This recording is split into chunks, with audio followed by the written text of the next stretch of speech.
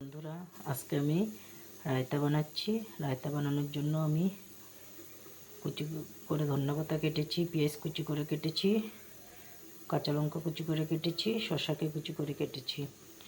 এখন এগুলাকে আমি ফার্স্টে শসাটাকে একটা বাটির মধ্যে দেব। এখন আমি ধনেপাতাগুলোকে দেব। এখন পেঁয়াজটাকে দেব,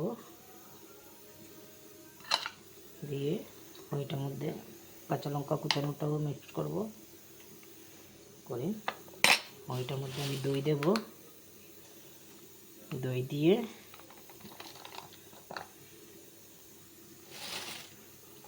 দইয়ের দেওয়ার পরে এখন এটার মধ্যে আমি ব্ল্যাক সল্ট ইউজ করব। ব্ল্যাক সল্ট ইউজ করছি। এখন এটার মধ্যে আমি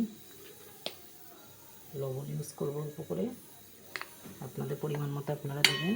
করে এটাকে মিক্সড করবেন।